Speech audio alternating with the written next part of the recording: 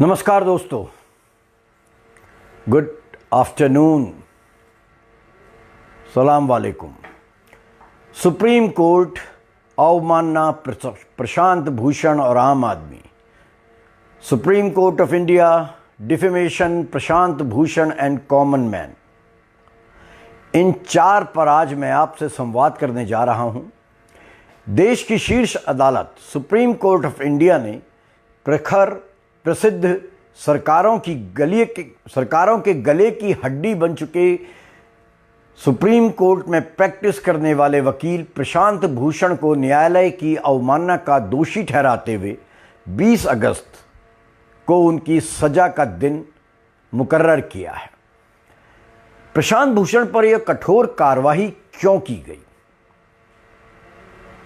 बेहद कठोर कार्रवाई कि उनको उच्चतम न्यायालय की अवमानना का दोषी क्यों माना गया, इसको समझने से पहले प्रशांत भूषण के बारे में कुछ समझना जरूरी है। प्रशांत भूषण देश के ख्याति प्राप्त वकील मोरारजी देसाई सरकार में कानून मंत्री रह चुके श्री शांति भूषण के पुत्र हैं। शांति भूषण जी खुद में एक बहुत बड़ा स्तंभ हैं, लगातार जन अधिकारों के प्रति सजग रहने वाले व्यक्ति हैं और एक ऐसे व्यक्ति हैं जिन्होंने अन्ना हजारे के आंदोलन को, लोकपाल बनाने के आंदोलन को अपना जमकर समर्थन दिया था। उनके बेटे प्रशांत भूषण के लिए कहा जा सकता है कि उन्होंने कभी भी किसी भी सत्ता के साथ ना तो यारी रखी और ना ही कभी समझौता किया। प्रशांत लगातार इस बात की पैरवी करते रहे हैं कि भारतीय न्याय व्यवस्था में, भारतीय न्यायपालिका में आमूलचूल परिवर्तन की बेहद आवश्यकता है। प्रशांत भूषण का मानना है कि न्याय व्यवस्था ऐसी होनी चाहिए कि आम आदमी बगैर किसी वकील की मदद लिए अपने मामले की पैरवी खुद अदालत में कर सके। जाहिर है उनकी इस सोच के चलते वे अपनी वकील बिरादरी में भी खासे लोकप्रिय नहीं हैं। 1990 में अपने पिता के साथ मिलकर प्रशांत भूषण ने कमेटी ऑन जुडिशियल अकाउंटेबिलिटी नाम की एक संस्था की शुरुआत की, जिसका उद्देश्य था न्यायपालिका में व्याप्त भ्रष्टाचार से लड़ना। 1993 की मैं आपको याद दिलाता हूं, आप में से बहुतों को याद होगा 1993 में वी रामास्वामी नाम के एक सुप्रीम कोर्ट के न्यायाधीश थे जिन पर भ्रष्टाचार के गंभीर आरोप लगे। इतने गंभीर आरोप कि संसद में उनके खिलाफ महाअभियोग प्रस्ताव लाया गया, इम्पीचमेंट मोशन लाया गया। हमारे संविधान के अनुसार सुप्रीम कोर्ट के न्यायाधीश को केवल संसद में 2/3 बहुमत से महाअभियोग प्रस्ताव पारित होने पर भी हटाया जा सकता है। श्री वी रामास्वामी के वकील बने कोर्ट में कपिल सिब्बल, कांग्रेस के नेता। और सदन में क्या हुआ, कांग्रेस ने विपक्षी दलों भाजपा द्वारा लाया गया प्रस्ताव एब्सटेन कर दिया वोटिंग के समय, यानी कि कांग्रेस और उसके सहयोगी दल वोटिंग में शामिल नहीं हुए, 2/3 बहुमत नहीं मिला, प्रस्ताव गिर गया।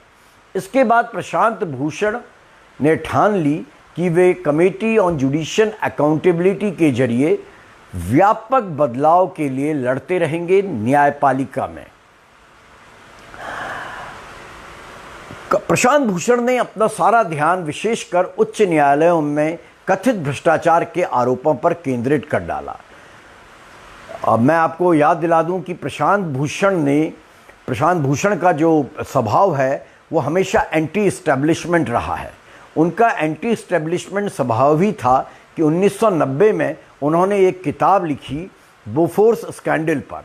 वही बोफोर्स स्कैंडल जो कांग्रेस के गले की हड्डी बन गया था और जिसके चलते अंततः राजीव गांधी की सरकार केंद्र से बाहर हो गई थी। उनकी किताब का नाम था Bofors the selling of a nation. इस किताब के बाद प्रशांत भूषण कांग्रेस के आंखों की किरकिरी बन गए। उसी दौरान, उन दिनों ये भाजपा के प्रिय माने जाते थे, और उसी दौरान प्रशांत भूषण ने सुप्रीम कोर्ट में भोपाल गैस ट्रेजेडी के मामले की रीओपनिंग का मामला डाल दिया।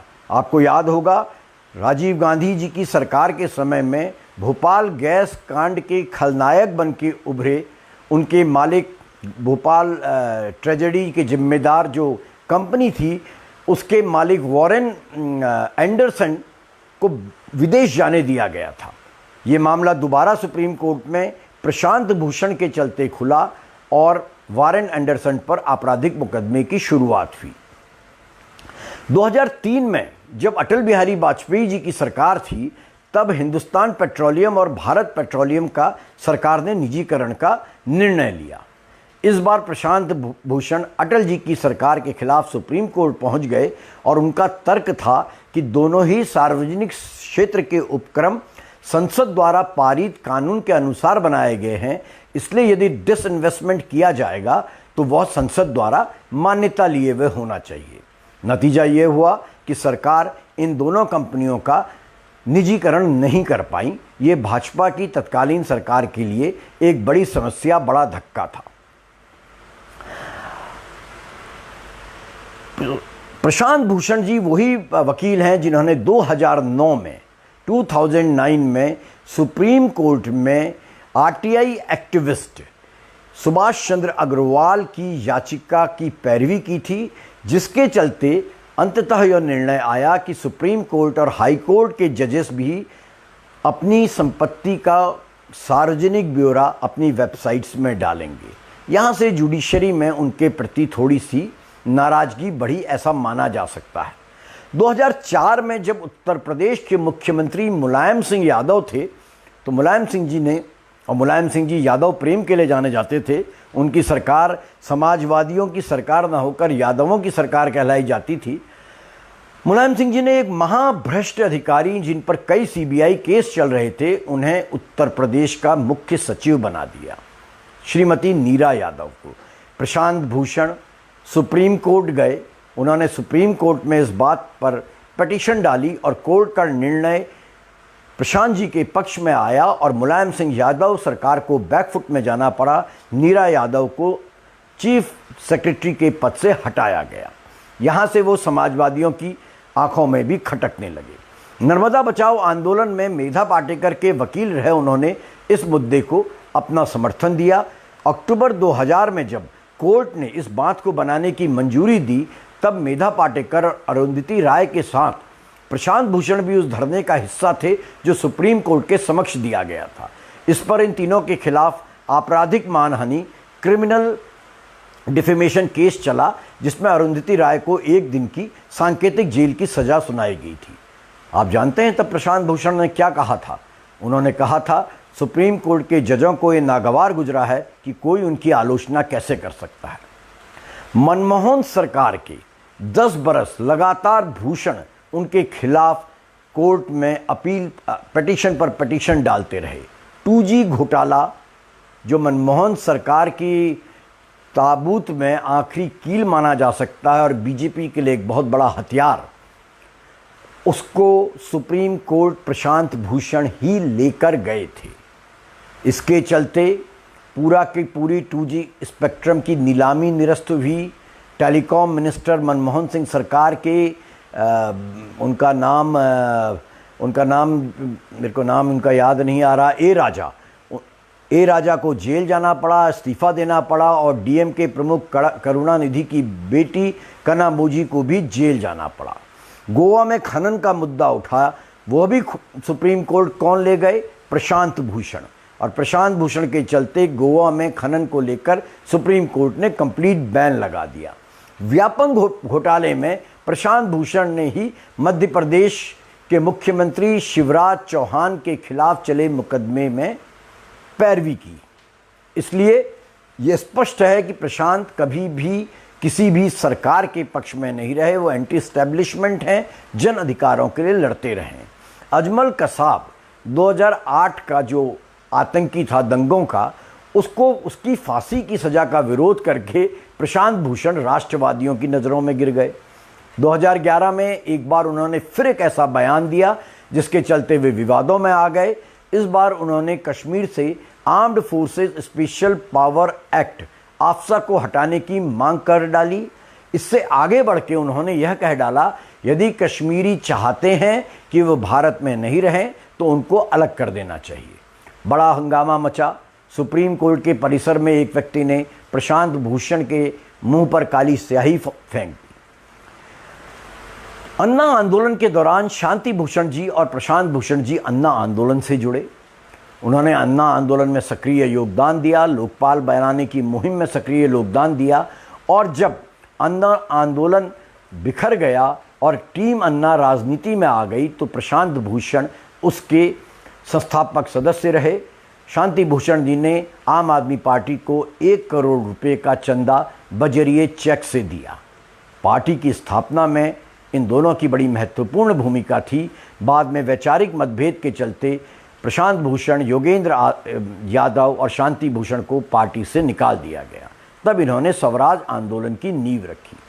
2015 में प्रशांत भूषण ने दिल्ली की निचली अदालतों में जजों की नियुक्ति को लेकर भारी धांधली की बात आने पर इस पूरी प्रक्रिया को सुप्रीम कोर्ट में चुनौती दी। उन्हें सफलता मिली और पूरी प्रक्रिया को ज़्यादा ट्रांसपेरेंट बनाने के सुप्रीम कोर्ट ने निर्णय दिए। ये है प्रशांत भूषण, हमेशा जन आंदोलनों, जनता के लिए, जनता की भलाई के लिए लड़ने वाले एक एक्टिविस्ट। वे तमाम फेसबुक या व्हाट्सएप यूनिवर्सिटी के मित्रों को मैं बताना चाहूँगा जो अपने घरों में बैठे रहते हैं और प्रशांत भूषण जैसे व्यक्तियों के बारे में अनर्गल टिप्पणी करते हैं, अरे जनाब ज़रा शर्म कीजिए। प्रशांत भूषण बगैर किसी लालच के, बगैर कोई फीस के ऐसे हर आदमी की पैरवी उच्चतम न्यायालय में करते हैं जो न्याय के लिए होती है। चलिए चलते हैं वर्तमान क्या मामला है, विवाद है इस पर। वर्तमान विवाद की बुनियाद में हैं 2 मामले। पहला मामला 2009 में तहलका पत्रिका में एक साक्षात्कार की बाबत है जो उन्होंने तहलका को दिया था 2009 में, जिसमें उन्होंने यह आरोप लगा दिया था कि देश के 16 मुख्य न्यायाधीश 2009 और उससे पहले जो रहे हैं वे पूरी तरह भ्रष्ट थे। इससे भारी हंगामा मच गया। इतना गंभीर आरोप था कि वरिष्ठ वकील हरीश साल्वे ने भूषण और तहलका के खिलाफ अवमानना का मुकदमा सुप्रीम कोर्ट में डाल दिया। भूषण लेकिन अपनी बात पर डटे रहे। उन्होंने एक लंबा चौड़ा कई 100 पेज का एफिडेविट कोर्ट में देकर अपने आरोपों की बाबत प्रमाण भी रखे।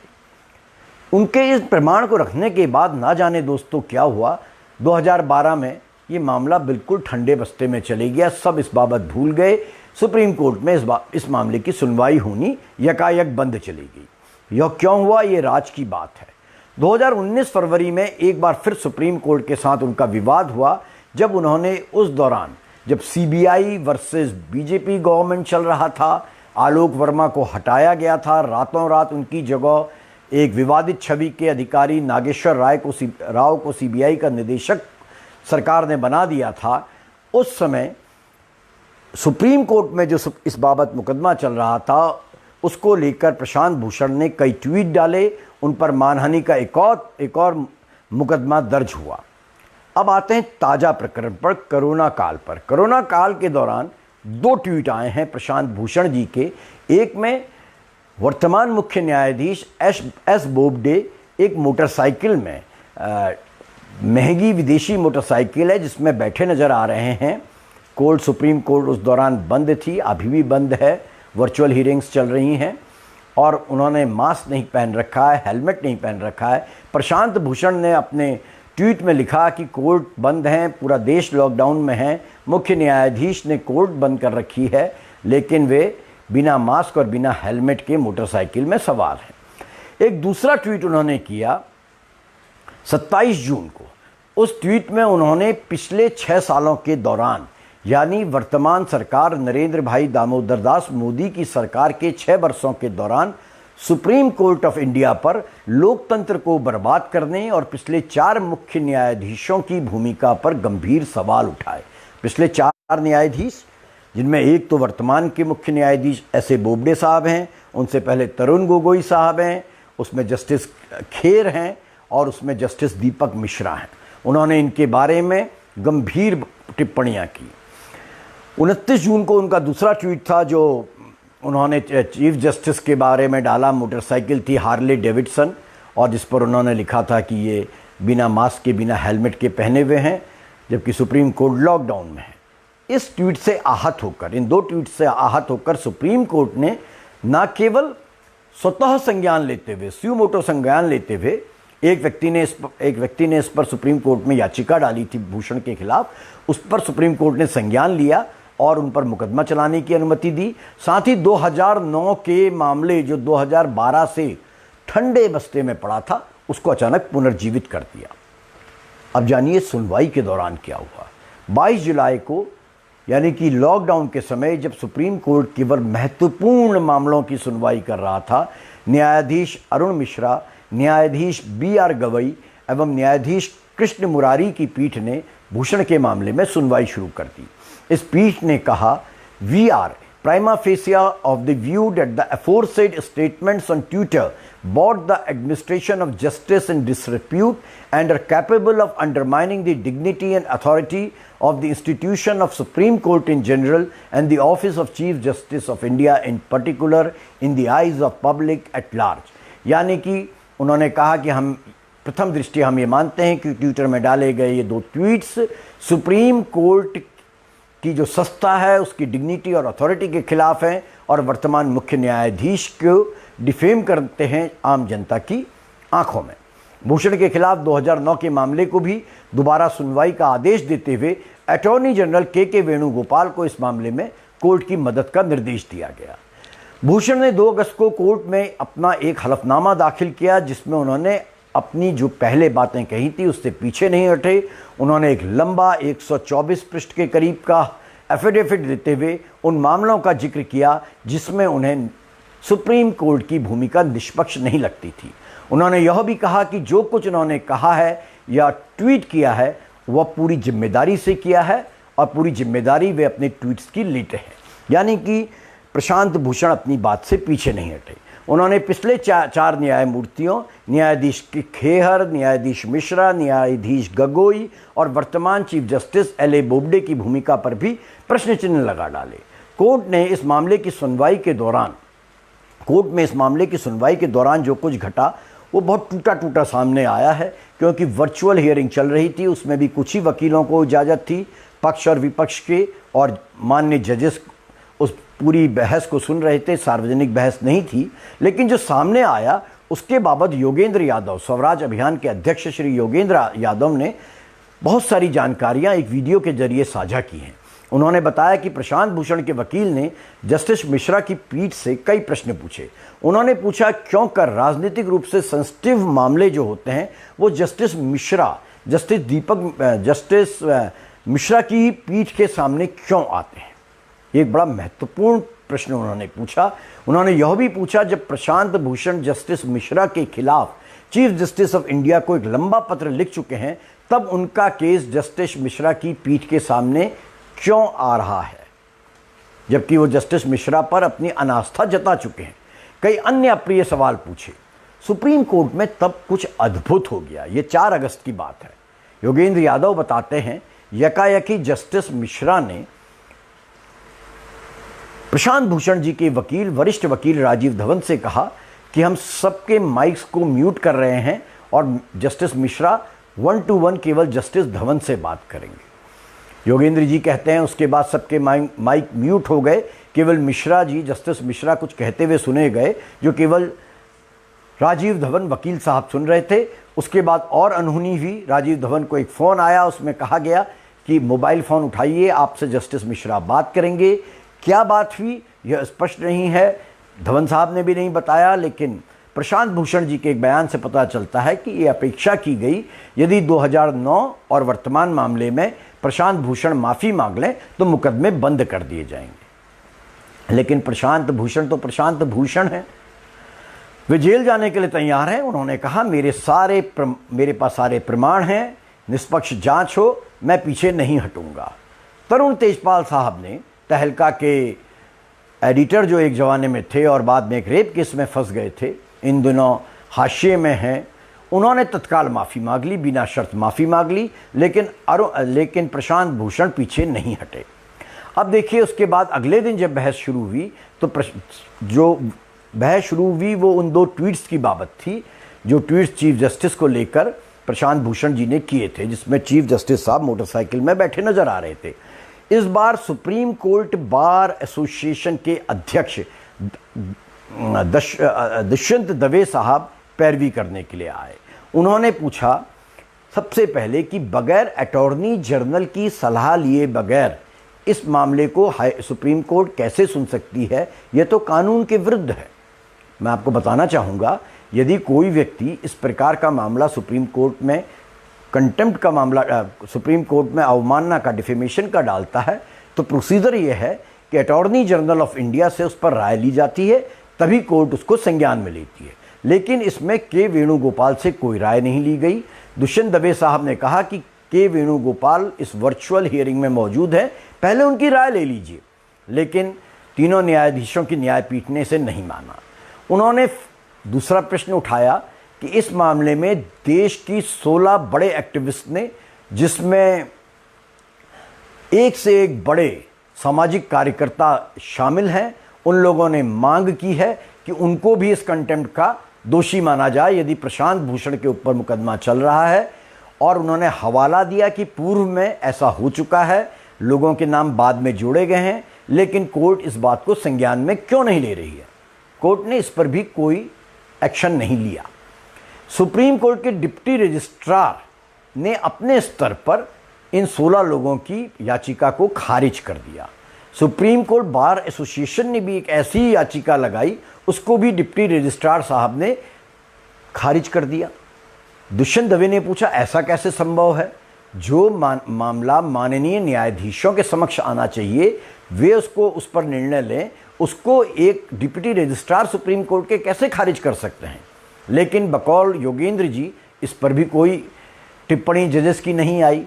और एक महत्वपूर्ण प्रश्न लीगल पॉइंट ऑफ व्यू से दुष्यंत दवे साहब ने कहा कि जब द हिंदू अखबार के पूर्व संपादक प्रतिष्ठित व्यक्ति एन राम ने, इस देश के पूर्व मंत्री और वरिष्ठ पत्रकार इंडियन एक्सप्रेस के संपादक रहे अरुण शौरी जी ने और प्रशांत भूषण जी ने पहले ही कंटेम्प्ट के कानून को, डिफेमेशन लॉ को चुनौती दे रखी है, तो क्या यह उचित नहीं होगा कि उच्चतम न्यायालय पहले यह तय करे कि उस पर उनका जजमेंट क्या है, यह कानून के खिलाफ जो मुकदमा पहले से दर्ज है उस पर अपना निर्णय दे, तब इस पिटीशन को ले।